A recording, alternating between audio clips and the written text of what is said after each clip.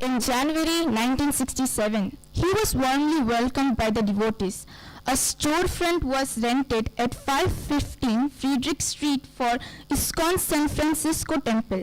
Srila Prabhupada named it New Jagannath Puri, signifying the spiritual transplant from India to the West.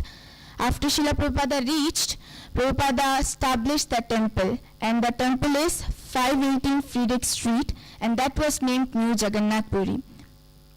After that, Prabhupada understood the spiritual hunger of the youth in San Francisco and reached them through kirtan, delicious prasadam, and philosophical dialogue. He showed tolerance and patience even when devotees had drug-related habits, unconventional lifestyle. He didn't immediately condemn them but guided them towards purity. As I mentioned before, San Francisco was very established, they had very modern life. So people there had very bad habits, drug-related habits, unconventional lifestyle. So when Prabhupada established the temple, he started gathering devotees. So many disciples were having this type of habits, laziness, drug addicted. So when Prabhupada was guiding them, instructing them, he chose purity and he chose tolerance and patience. He didn't immediately just let them go. After that, Srila Prabhupada became a spiritual author in the chaotic, drug-free atmosphere, offering genuine peace through Krishna Consciousness. And slowly, Prabhupada made those devotees come out of their bad habits. He were offering them peace through Krishna Consciousness.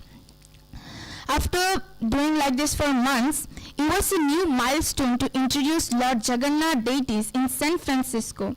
The deities of Lord Jagannath was carved and painted by Samasundar Das under the direction of Srila Prabhupada. Prabhupada personally instructed devotees how to worship and care for the deities.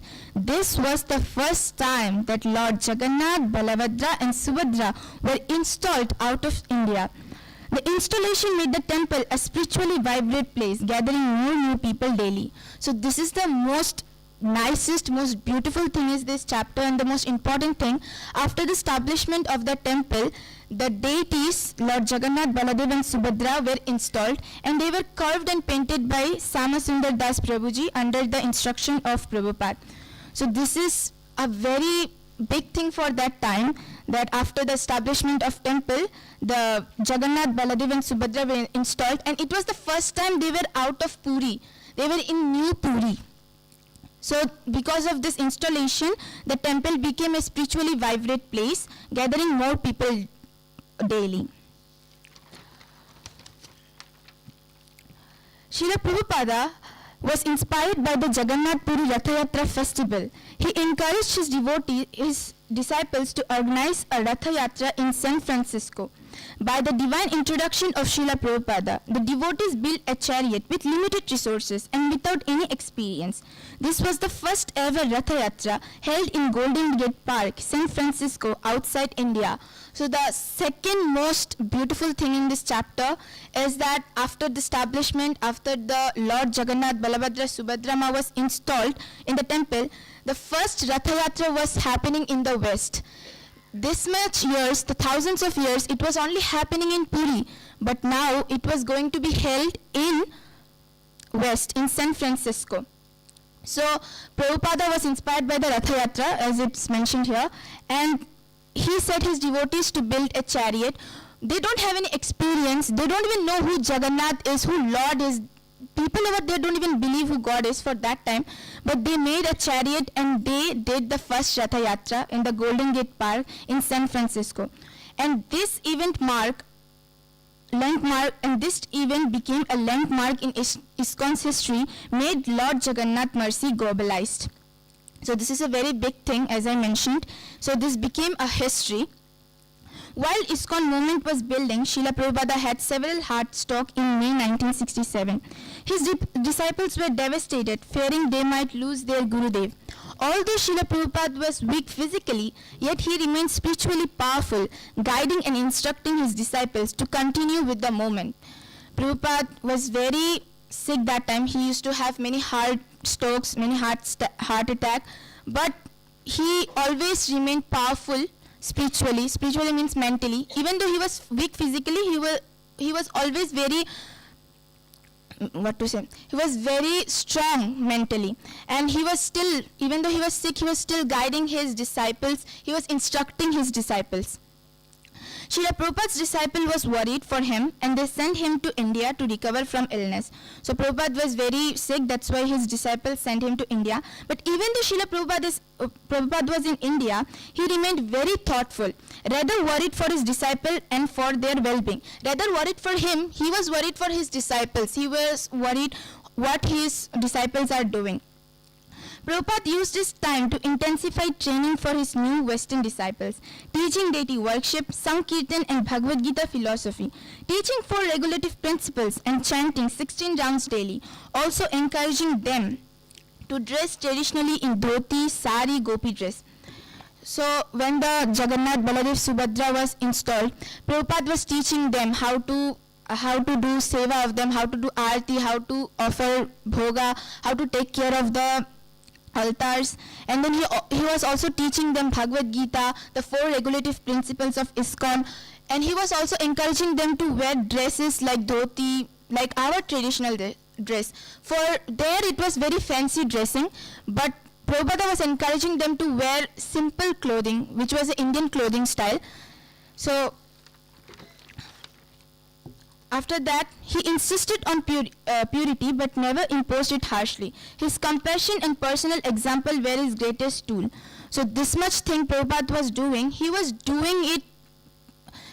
insisting on purity. As I mentioned before, there were so many devotees who were having drug-related habits or was having unconventional lifestyle. For them, Prabhupada insisted on purity, but he never imposed it harshly. And his greatest tool were his compassion and personal example. As the temple grew, Indian migrants, artists and musicians also became interested. Celebrities like Allen Ginsberg, George Harrison and others started showing their support. Srila Prabhupada did not compromise the message of Krishna consciousness to gain popularity. Instead, he used cultural elements like kirtan, prasadam and yoga as gateway to deeper devotion. From here we can see a very special message of Srila Prabhupada. Krishna consciousness is for everyone, everywhere. If you have faith in Krishna, if you believe in Krishna, you can get Krishna consciousness from any place of the world. So this was the chapter summary. Now we can see some main things, some most nicest thing Prabhupada did in this chapter. Srila Prabhupada made ISKCON transform from a global movement in New York to a global spiritual mission. Today, ISKCON itself became a household name everywhere in the world. So devotees, do you agree that ISKCON is a big thing? ISKCON? Hari Bol.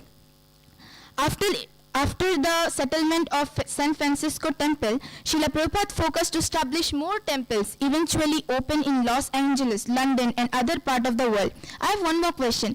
How many temples did Srila Prabhupada establish? 108. Very good. Srila Prabhupada's spiritual journey had begun to build a spiritual bridge between East and West. So basically between East and West means he was connecting the world through Krishna consciousness. East means India and West means the European countries. So he was basically connecting them through Krishna consciousness. As a visionary spiritual guru, Srila Prabhupada's unique ability to connect with Vedic culture, translate deep Vedic wisdom into practical application, empower untrained Western youth to become saints and missionaries. Most importantly, despite of many challenges, he and his followers remained steadfast in his mission. To his compassion, he established Krishna's name in the heart of the world with one goal of one city Vrindavan and one God Krishna. Wherever he went for preaching or whatever, he only said people 2 things: one city Vrindavan and one God Krishna. Krishna is the Supreme Personality of Godhead.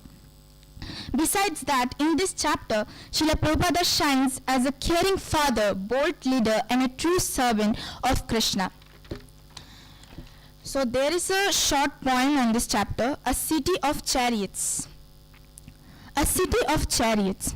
In San Francisco's swelling air, a sage arrived with love and care. With crumbles, drum and holy variations, he turned the west to sacred ground.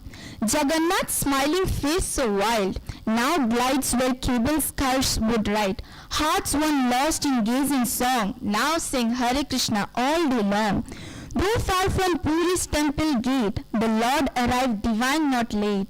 A chariot rolled through golden light and led the world in with Dharma's mind. So this is a very beautiful poem. Whenever you read it, when I read this, I felt so proud. Like, this is a very beautiful poem. With this, we can say I concluded my discourse on the Yogacharya Sri Bhaktivedanta Swami Prabhupada chapter 24. Sri Bhaktivedanta Swami Prabhupada ki. So in this chapter, from this chapter, we can pray some things to Srila Prabhupada and Lord Jagannath, the Lord of Universe. So please repeat after me. We may also carry the spirit of bhakti in our hearts. We may also carry the spirit of bhakti in our hearts. We may spread the holy name with love. We may spread the holy name with love. We may serve Srila Prabhupada mission in whatever small way we can. We may serve Srila Prabhupada's mission in whatever small way we can. So with this grateful heart, I end my summary here. Please forgive me if I have made any mistakes in my summary. I'm just a small student trying to glorify this greatest soul, Srila Prabhupada, and his wonderful services to Lord Jagannath. Lord Jagannath Baldev Subhadrama Sudarshan ki, Srila Prabhupada ki. Hare Krishna.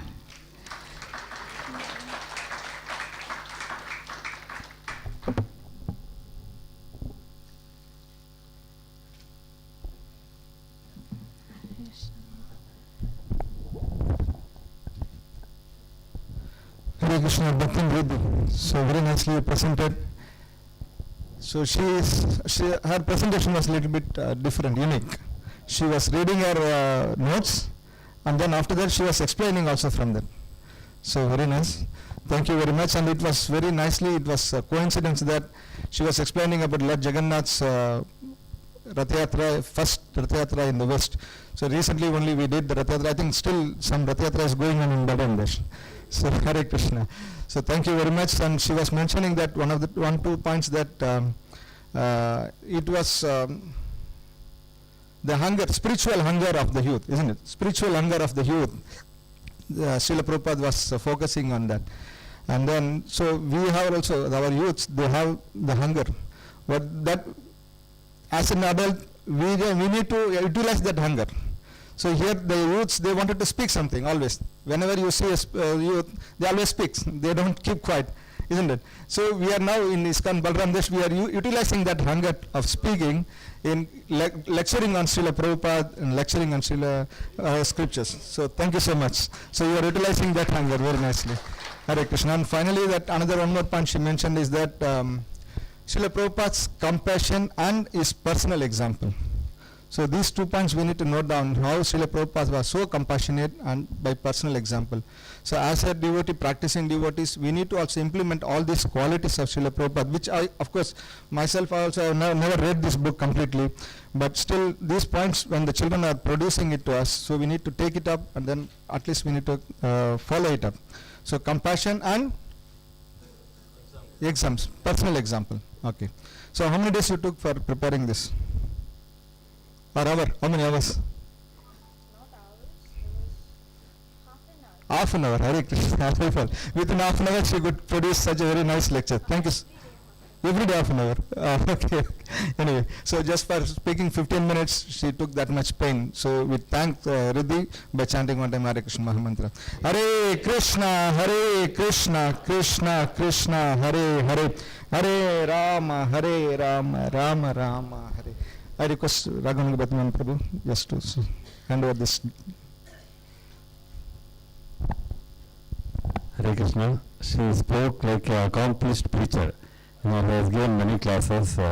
So my heart swelled with pride when I see our ISKCON Balram Desh children delivering classes like this. Congratulations, Riddhi. God bless you. You will go on to become a very good preacher. As a token of affection and appreciation, this gift is being handed over to you.